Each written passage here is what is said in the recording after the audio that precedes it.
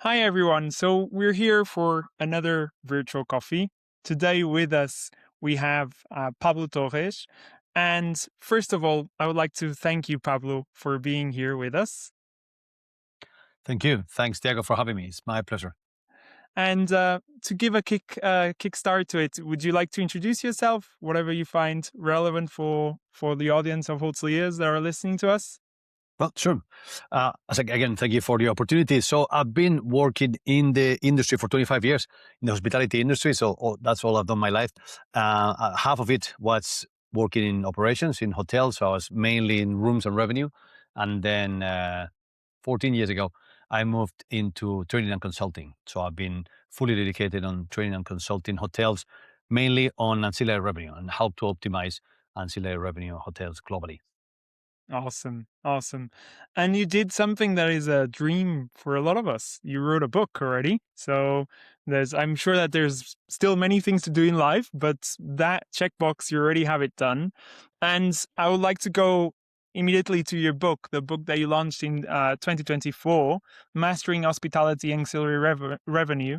And one thing that I was curious, Pablo, was obviously since 2024, a lot of people already read it. A lot of people gave you feedback about the book. What was the most insightful feedback that you got from people that read it? I think it will be the fact that a lot of people see upselling as it causes rejection. So a lot of people see it purely selling, and not everyone is a natural born seller. So this is not something that they do proactively. But when they realize the way I show it in the book, it's because that's the way I see it personally, is that upselling is improving the customer stay, making sure that their needs are covered. And a lot of people see upselling, cross-selling, right? Um, any ancillary as trying to get your hand in the guest pocket. That's wrong. As trying to create needs. Again, that's wrong. The needs are there. It's just sometimes customers don't realize that they have those needs. So Mhm. your job as a waiter, as a receptionist, as a spa therapist, is to make them realize that you can help them cover those needs that they didn't realize they have. Like, for example, a family, they need extra space in the room. They might not realize the room they booked doesn't fit or is not the best for them. So that's your role to let them know. So when people read the book and realize and change their mindset, understanding, okay, so the whole point of this is trying to add value, trying to improve the guest stay so that they leave the hotel more satisfied having spent more money. And that's what changes the mentality of people. Yeah. It's nearly like a win-win situation, actually, Mhm. because Yeah, it's exactly. a better guest experience for the guest sides and obviously more revenue for the hotel side. So it's Mhm. win-win. Everyone wins here.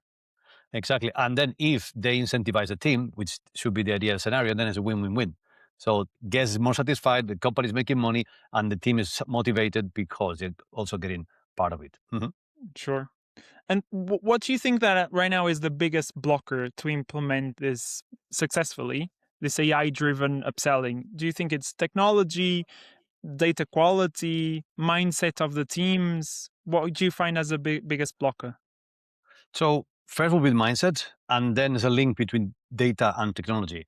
So mindset, as I mentioned now, it's everything. So understanding how to establish it. A lot of hotels see upselling as a departmental thing. So okay, reception, organize your upselling, waiters, F&B, try to do whatever you can, but it's not done from the management or senior management point of view. So it's just leaving it to each head of department to run their own department. If you get that view from above and say, okay, we want to structure a proper plan for each different department, but run operationally from above and helping them and structuring the processes, incentive plans, then it helps a lot. And then when it comes to data and technology, challenge with hotels historically is the poor use of data that has been done. So every hotel has millions of data points. Every check-in leaves you lots of information from the reservation, lots of information from the ID or passport that is stored. Legally, you have to store that information, but it's stored for what? Many hotels don't use it for anything. It's just stored there, getting dust in a cloud nowadays. So if you have the right technology to use that data to improve the way you service your customers, you're going to have a improve the life of your receptionist, in this case, talking about reception, because a lot of tasks that are very mundane now can be automated so that they will have more time to dedicate to their customers, which is the most important thing. So at the end of the day, hospitality is about taking care of customers, but most of the time is spent typing stuff, creating reports, punching in numbers. I've had a customer relations once telling me, I don't have time for customers. I'm like, you are a guest experience. It's like, what do you mean? It's like, oh, I have to fill all these forms and prepare all this data and review the online reviews. So I don't have time to talk to customers. Like, but there is something very wrong in there. And so it's about making sure that the technology you have has the ability to utilize the data, and then you can provide a better service. Yeah. All of us tech providers always need to think about this step, that is taking the eyes and the head of hoteliers facing the laptop, right? Always being looking into the laptop instead of being speaking with a guest and spending time to the guest, because that's the biggest differentiation. Something interesting that you mentioned there was that in terms of mindsets, you're talking about the upper level and not the operations. So within your trainings that I do know that you train people too, you don't find any blocker in terms of operations of people that work, for example, front desk, not wanting to upsell. You're more worried upper level in terms of mindset of how upselling can be important for guest experience, revenue, as we were talking. Mhm. Yeah, because they are the ones deciding at the end of the day. So operations need to finalize the action, but the ones that are going to decide how to implement it, when, and what kind of input is going to be put in there, the resources involved, the incentive for them is going to be the management. So it's about showing or resolving the pains that each person has. So it is revenue. We're going to talking about the revenue impact, the RevPAR or TRevPAR increase for the hotel overall results. If it's the GM, it's going to be at the ROI of the investment. Okay, it's going to cost you this much, but hey, you're going to get an ROI of 10 times, 25 times what you invest. And then once that's decided, then it's easier on the operations part, because then as soon as you show the team how much incentive they can be making on upselling, it's about a technique and how to implement that suggestive sales within the check-in or the waitressing or therapist, whichever role they have. Yeah. Yeah, and you were saying, yeah, management decides two things: that it's the incentives for sure, and the tech that they hire too, that has a huge impact. But you were mentioning something else too, that you're already talking there about guest journey. So within the guest journey, where do you think that the part of upselling has a bigger impact? Is it pre-arrival? Is it during the stay? I mean, I don't think that it has a great impact on post-stay. I don't know if you have any ways of upselling on post-stay, but within this case journey, where do you think No. that it has a fit? I mean, I think the main homework is pre-stay, is where most potential is, and there is a lack of engagement from hotels usually when it comes to pre-stay. So I heard once a very seasoned sales manager from Mallorca saying, "Well, listen, most of our customers come through wholesalers from Germany or the Yeah, UK, and they might book on Christmas for next summer. Now, between Christmas and summer, those 6 months, they get 6 to 7 emails from the wholesaler, information, upselling, cross-selling, extra. So it's this role, I mean, this circle, and they end up spending more through the wholesaler. Then the first time the customer has any contact with the hotel is going to be a check-in.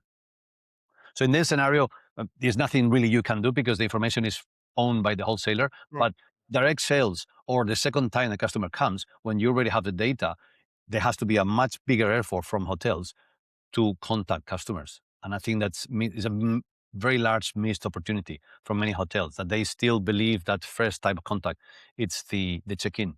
Check-in, yeah, it can be improved. There's more opportunity. And then after departure, it's mostly about loyalty. And I will link that to what I said earlier about data.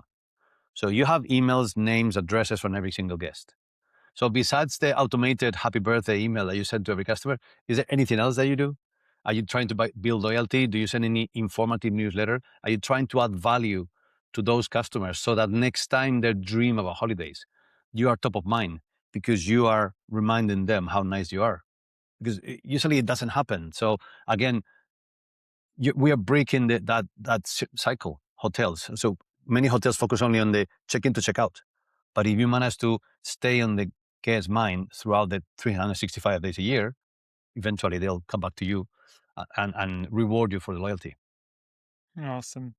And to sum up, Pablo, basically, if we have a hotelier listening here and he's really engaged with what you're saying, he really wants to improve upselling next quarter, what would you say that this person should focus on? I will ask them to do the numbers. Okay, how much are you making? Most people do some sort of upselling. What happens there, what's missing very often, it's either the structure or the training for the team. So you cannot just assume that your team that has been with you for 20 years is going to suddenly, magically start selling.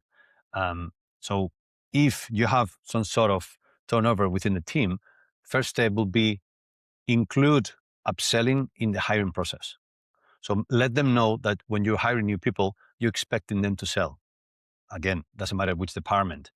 And then in the interview as well, okay, check with them, test them, role play, so that when they start in the team, you can rely that, hey, you have the skills already in there, and then train the team and establish a process. But the key thing there is assuming that everyone can sell, because that's not the case. Okay, so you should sort of audition for people who has those skills, and then incentivize. I see still a lot of rejection from management when it comes to incentivizing. And then I was thinking, wait, so you have a sales team who their only role is to sell, Mhm. and you're giving them a bonus. But then you have reception, whose job wasn't selling. You're asking them to sell, but you give them nothing. How does it work? It doesn't. So trying to make them understand that if you give a little, they'll give you a lot. Sure, sure, sure, sure. Thank you so much. Very insightful, Pablo. As always, as we've been discussing a lot of times together, I think that in a nutshell, mindset and tech are the biggest highlights of my conversation with you. Thank you, Mhm. Pablo. Thank you.